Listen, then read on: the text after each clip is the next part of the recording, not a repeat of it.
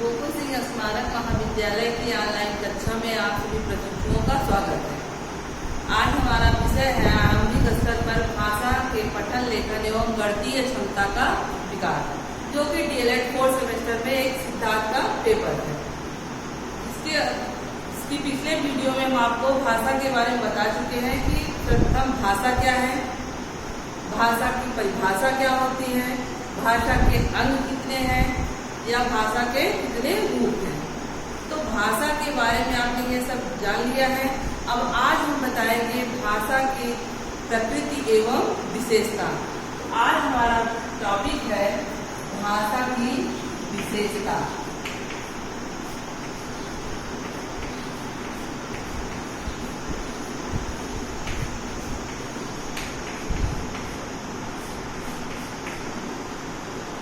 तो हमारी जो भाषा होती है उसमें कौन कौन सी ऐसी विशेषता है जिसके कारण से हमारी भाषा को राष्ट्रभाषा या राष्ट्रभाषा का दर्जा दिया गया है। तो भाषा में की विशेषता में सर्वप्रथम हम देखेंगे कि भाषा एवं विचारों में अटूट संबंध है। भाषा की विशेषता में सबसे पहला हमारा है कि भाषा एवं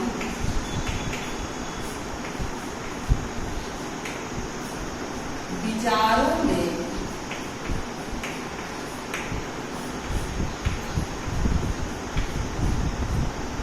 अटूट संबंध है।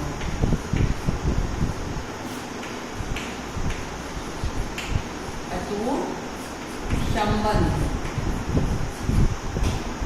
भाषा की सबसे पहली विशेषता यह है कि भाषा एवं विचारों में अटूट संबंध है। तो स्पष्ट ये कह सकते हैं कि भाषा और विचार जो होते हैं वो एक ही सिक्के के दो पहलू होते हैं, अर्थात एक के बिना दूसरे का अस्तित्व जो है वो संभव नहीं है।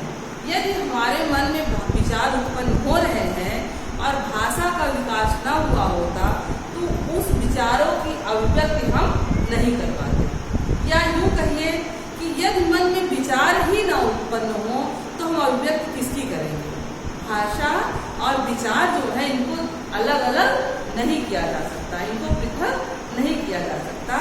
इसलिए जो हमारे मन में विचार उत्पन्न होते हैं उन्हीं को हम भाषा के माध्यम से व्यक्त करते हैं। तो भाषा की यह विशेषता बहुत महत्वपूर्ण है कि इसमें जो है भाषा और विचार का एक अटूट संबंध होता है। हमारा दूसरा है भाषा अभिव्यक्ति का साधन। दूसरा है भाषा अभिव्यक्ति का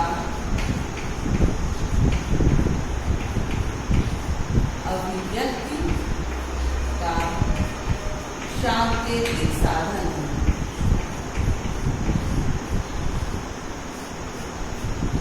सांकेतिक साधन। अब हम देखेंगे कि भाषा जो है वह हमारी अभिव्यक्ति का मतलब पहले ही बता चुके हैं कि जो हमारे मन में विचार उत्पन्न होते हैं उन्हीं को व्यक्त करना भाषा की अभिव्यक्ति कहलाता है।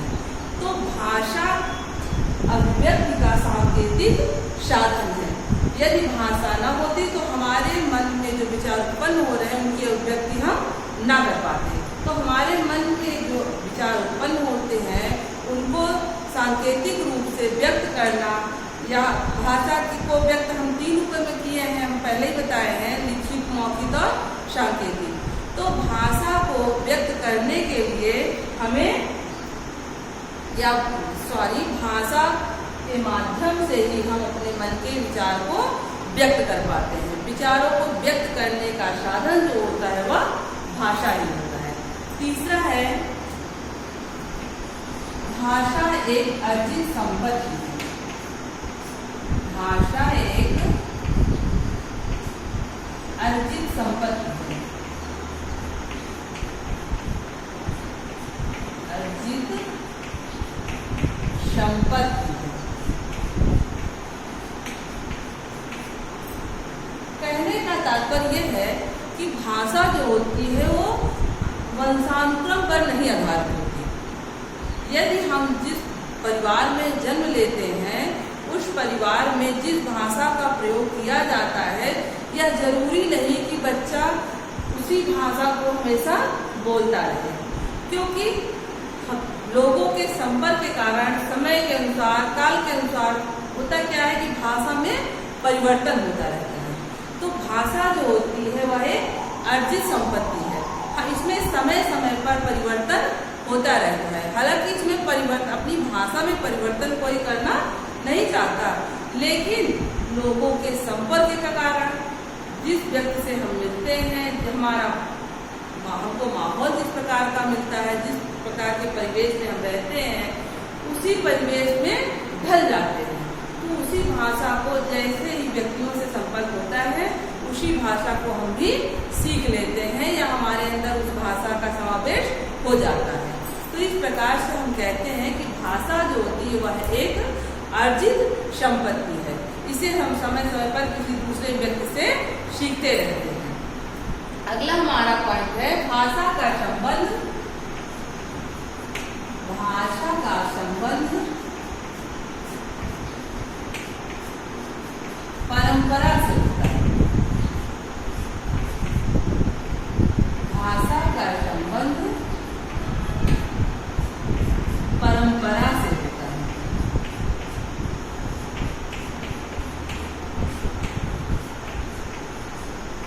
परंपरा से होने का मतलब क्या है कि भाषा का संबंध परंपरा से होता है।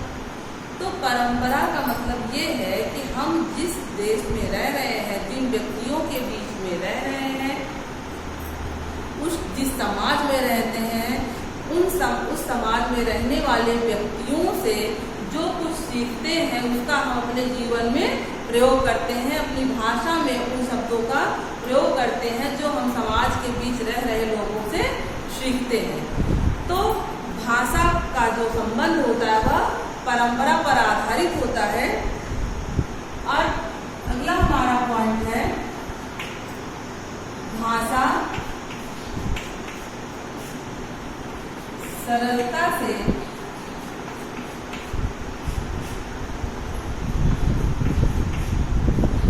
कठिनता के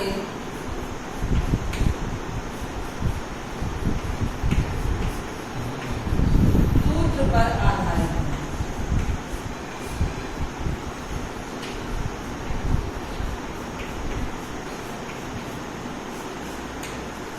सूत्र पर आधारित है अर्थात किसी भी भाषा को सीखने के लिए सर्वप्रथम हमें हमको जो है कठिनाई का सामना करना पड़ता है।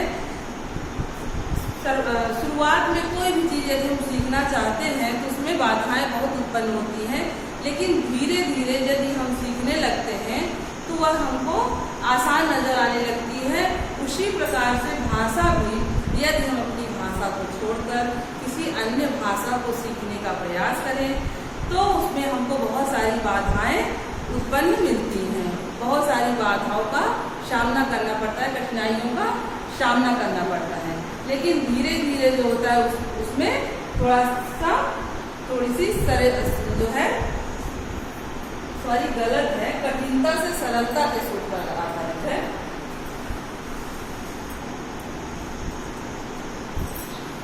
इसमें थोड़ा सा परिवर्तन करेंगे, कठिनता से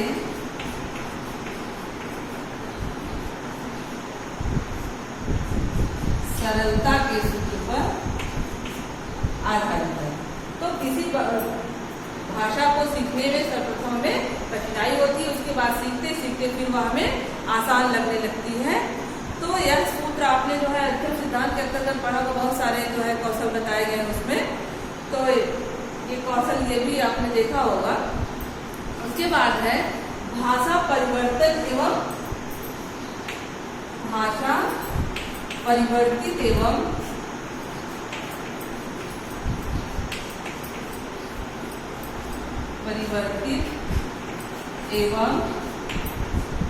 गतिशील होती है।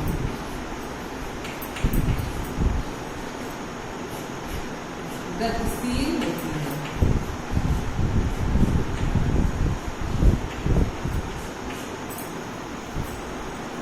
परिवर्तन का मतलब ये है कि उसमें उसमें बदलाव होता रहता है। भाषा जो होती है हमारी, उसमें समय समय पर कुछ न कुछ परिवर्तन होता रहता है। यह जैसे पानी का बहाव कभी रुकता नहीं है, वह निरंतर चलता रहता है। नदी का प्रवाह जो होता है वह निरंतर बहता रहता है, चलता रहता है। उसी प्रकार से हमारी भाषा भी है, वह एक जगह पर रुकती नहीं है। जिस प्रकार से हमारा जो परिवेश बदलता रहता है, जिस प्रकार के समाज में हम पहुँचते रहते हैं, उसी प्रकार से हमारी भाषा जो होती है वह दिन ब दिन बदलती रहती है, उसमें परिवर्तन होता रहता है, वह रुकती नहीं है। और अगला है भाषा जो है वह स्थूलता से भाषा स्थूलता से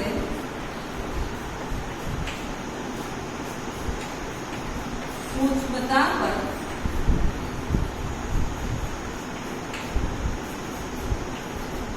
आधारित है। भाषा स्थूलता से सूक्ष्मता के सूत्र पर आधारित है।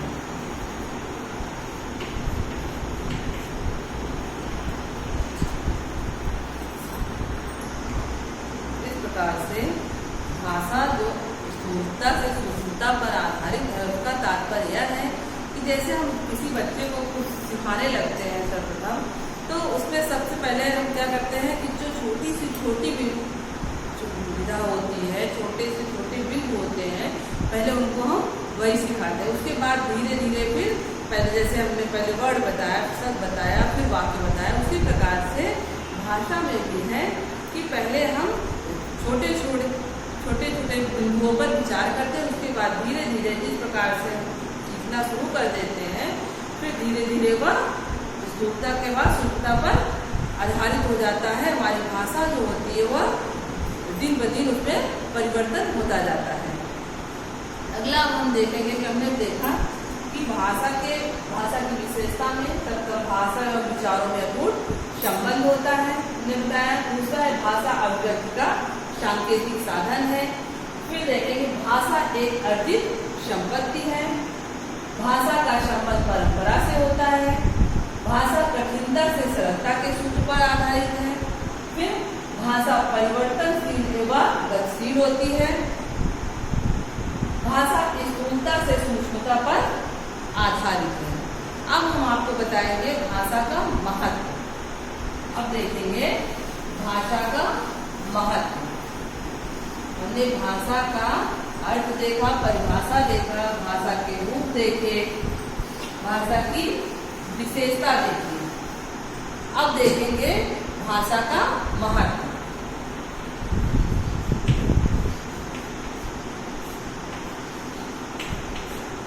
भाषा का महत्व। तो भाषा का आप जानते हैं कि हमारे जीवन में बहुत बड़ा महत्व है। यदि भाषा न होती तो एक व्यक्ति का दूसरे व्यक्ति के विचारों का आदान प्रदान जो होता है वह नहीं हो पाता। हम अपने मन के विचार किसी व्यक्ति के सामने न प्रकट कर पाते, या हमें कोई परेशानी है, यदि हम उसे कह ही न पाते तो उस समस्या का समाधान नहीं हो पाता। यह सब संभव अगर हो पाया है तो वह भाषा के माध्यम से ही हो पाया है। इसी प्रकार से यदि देखें तो बहुत सारे ऐसे बिंदु हैं जिनका विकास जो है वह भाषा के माध्यम से ही हुआ है। सर्वप्रथम किसी व्यक्ति के बारे में सोचिए तो किसी व्यक्ति के व्यक्तित्व का विकास जो होता है वह भाषा के माध्यम से ही होता है। भाषा के माध्यम से उसमें उसके नैतिक गुणों का विकास होगा। भाषा के माध्यम से ही उसके सामाजिक सांस्कृतिक उसके विकास होगा। बाकी जो है ऐसे अलग अलग देखेंगे। सर्वप्रथम पहले हम देखते हैं भाषा का महत्व। उसके अंतर्गत पहला है व्यक्ति के व्यक्तित्व का विकास। भाषा के माध्यम से किसी व्यक्ति के व्यक्तित्व का विकास होता है, या व्यक्ति के व्यक्तित्व के विकास में सहायक भी कह सकते हैं।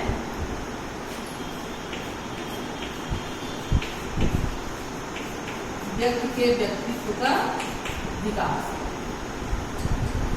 भाषा के माध्यम से ही हम किसी व्यक्ति के व्यक्तित्व के बारे में जान पाते हैं। उसके बोल चाल, रहन सहन के बारे में यदि हमें जानना होता है तो किसी भी व्यक्ति के विचारों को यदि हम सुन लेते हैं तो उसका व्यक्तित्व कैसा है वह हमें स्पष्ट समझ में आ जाता है। तो प्रत्येक व्यक्ति का व्यक्तित्व यदि हमें जानना होता है तो वह भाषा के माध्यम से ही संभव हो पाया है। भाषा के माध्यम से ही किसी व्यक्ति के व्यक्तित्व के बाद जो है उसके मानसिक भावों को, उसकी मानसिक स्थिति को, यह सब जो है जानना भाषा के कारण ही संभव हुआ है। तो पहला जैसे हमने देखा व्यक्तित्व के विकास में भाषा का बहुत बड़ा योगदान है। उसके बाद हम देखेंगे मानसिक विकास। मानसिक विकास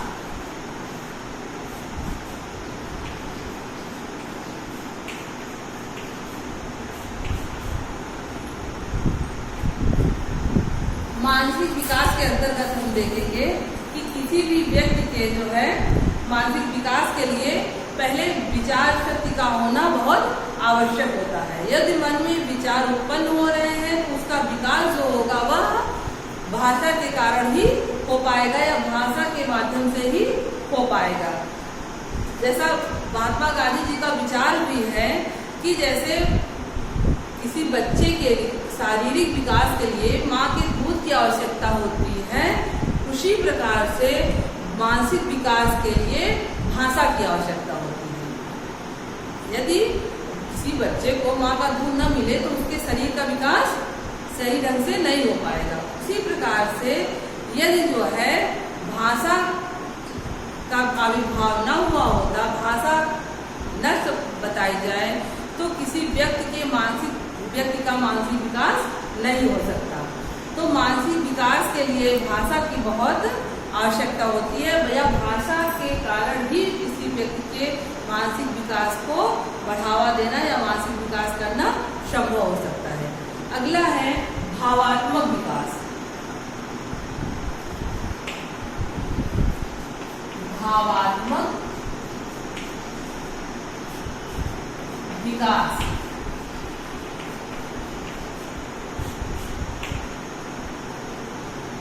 भावात्मक विकास के अंतर्गत हम देखेंगे कि जो भाव व्यक्ति के अंदर उत्पन्न होते हैं उन भावों को व्यक्त करना किसके माध्यम से संभव है? भाषा के ही माध्यम से। तो व्यक्ति के भाव को जानना या व्यक्ति के भाव को समझना जो है वो भाषा के कारण ही संभव हो पाया है। मातृभाषा के साहित्यिक रूप को शिक्षा के बारे में यदि बताया जाए तो अगला है हमारा सामाजिक सांस्कृतिक विकास। अब हम देखेंगे कि भाषा के माध्यम से ही किसी व्यक्ति के सामाजिक एवं सांस्कृतिक का विकास होता है। सामाजिक एवं सांस्कृतिक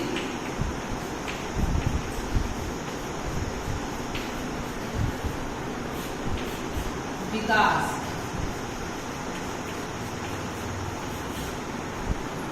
सामाजिक एवं सांस्कृतिक विकास, जैसा कि हम जानते हैं किसी व्यक्ति के का जो है विकास समाज में रहकर ही होता है। समाज में जिस प्रकार के व्यक्ति से हम मिलते हैं उन्हीं का अनुसरण अपने जीवन में करते हैं। हमें जिस प्रकार का वातावरण मिलेगा समाज में जिस प्रकार के लोग रहेंगे, यदि उनका व्यवहार अच्छा है तो हम अपने अंदर अच्छे गुण अपनाते हैं। यदि हमारे आसपास रहने वाला समाज जो है वह दूषित है, गंदा है, तो हमारे अंदर भी उन्हीं बुराइयों का समावेश हो जाता है। तो किसी भी बालक का या किसी भी व्यक्ति के सामाजिक विकास में जो है भाषा का बहुत बड़ा महत्व होता है। सामाजिक विकास हो या सांस्कृतिक विकास हो, वह समाज में रहकर ही होता है। तो इसलिए हमें सदैव जो है अच्छे समाज में रहने की चेष्टा करनी चाहिए, या जो हमारे आसपास का वातावरण हो, हमारे आसपास का समाज हो, वह जो है हम उसमें परिवर्तन करने का प्रयास करें, जिससे कि यदि माहौल अच्छा होगा, समाज अच्छा होगा, तो हमारे अंदर अच्छे गुणों का ही विकास होगा। अगला हम देखेंगे सृजनात्मक और प्रतिभा का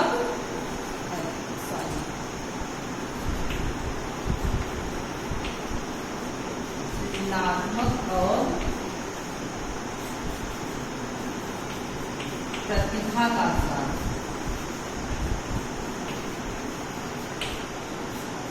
सृजनात्मक और प्रतिभा का विकास।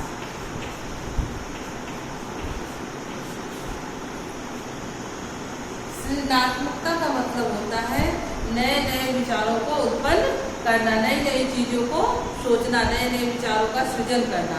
तो यह सब संभव उपाय, मान लीजिए हम अच्छे अच्छे विचारों को सोच रहे हैं, समझ रहे हैं, अपने अंदर बहुत ज़्यादा परिवर्तन ला रहे हैं, लेकिन उसको व्यक्त न कर पाते तो उसका कोई मतलब नहीं रहता, कोई मूल्य नहीं रहता।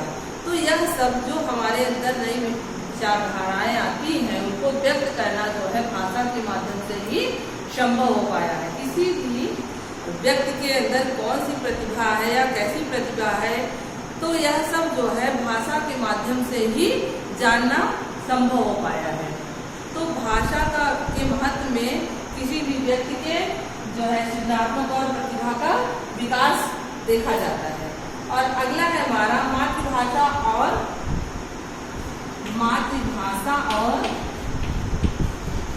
भाषा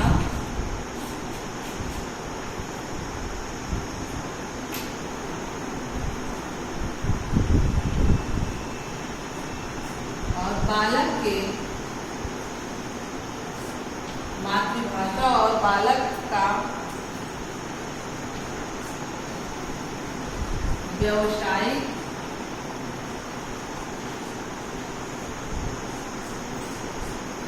विकास। मातृभाषा और बालक का व्यावसायिक विकास। किसी भी बच्चे की मातृभाषा का विकास जो हुआ है वह भाषा के कारण ही हो पाया है। मातृभाषा यदि कहा जाए क्या है, तो मातृभाषा का तात्पर्य होता है कि माता के द्वारा दी गई शिक्षा या माता के द्वारा सीखी गई भाषा। यदि कोई व्यक्ति जो है मान लीजिए हिंदी बोलता है, कोई जो दंपति है वह हिंदी बोल रहा है, तो उसका बच्चा जो जन्म लेगा वह अपनी माता के द्वारा बोली गई भाषा को ही सीखेगा, तो उसकी मातृभाषा हिंदी कहलाएगी। और यदि कोई दंपति है वह अंग्रेजी भाषा का प्रयोग करता है, तो यदि उसका बालक या बच्चा जन्म लेता है तो उस बच्चे की मातृभाषा अंग्रेजी कहलाएगी। तो अर्थात हम कह सकते हैं कि हर व्यक्ति की मातृभाषा जो होती है वह अलग अलग होती है। लेकिन यह भी बताया गया है कि भाषा जो होती है वह निरंतर परिवर्तित होती रहती है। तो मान लीजिए हमारे बच्चे की मातृभाषा जो है वह हिंदी है, लेकिन यदि उसे किसी दूसरे दंपति के साथ रख दिया जाए जो दंपति अंग्रेजी भाषा का प्रयोग करता है, तो वह वही हमारा बच्चा जो है वह अपनी भाषा में परिवर्तन कर लेगा, वह अंग्रेजी भाषा का प्रयोग अपने भाषा में करने लगेगा। तो किसी भी बालक के जो है मातृभाषा और व्यावसायिक विकास जो होता है वह भाषा के कारण ही संभव हो पाया है। अगला हम देखेंगे अध्ययन और अध्यापन में सहायक। अध्ययन एवं अध्यापन में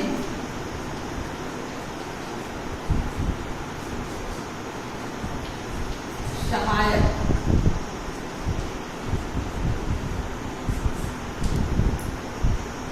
अध्ययन करना मतलब पढ़ना और अध्यापन मतलब पढ़ाना।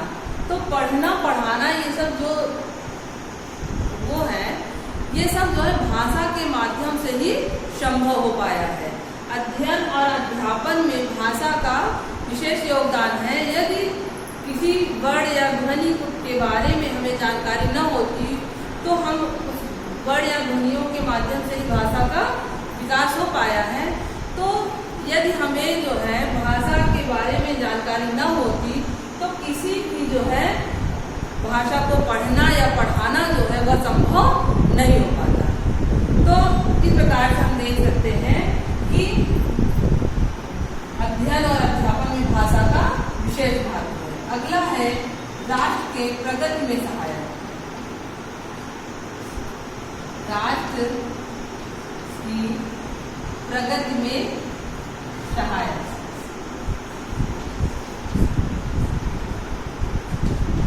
राष्ट्र की प्रगति में सहायक। तो चाहे देश हो, राष्ट्र हो, जो भी है, इनका यदि इनके अंदर कोई विकास हो पाया, हमारे राष्ट्र का विकास हो पाया है, तो किसी व्यक्ति के अथक प्रयास से ही हो पाया है।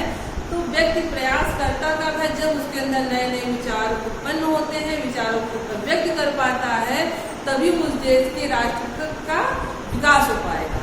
तो राष्ट्र विकास या देश के विकास में जो है हमारी भाषा का बहुत बड़ा महत्व होता है। तो इस प्रकार से हम आपने भाषा के महत्व के बारे में देखा, जैसे व्यक्ति के व्यक्तित्व का विकास हुआ, मानसिक विकास भी भाषा के माध्यम से ही संभव है, या भावात्मक विकास, सामाजिक एवं सांस्कृतिक विकास, सृजनात्मक और प्रतिभा का विकास, फिर मातृभाषा और बालक के व्यावसायिक विकास, अध्ययन और अध्यापन में सहायक, फिर देश के या राज्य की प्रगति में सहायक। अब आपको हम अगले वीडियो में पठन के बारे में बताएंगे। तब तक के लिए धन्यवाद।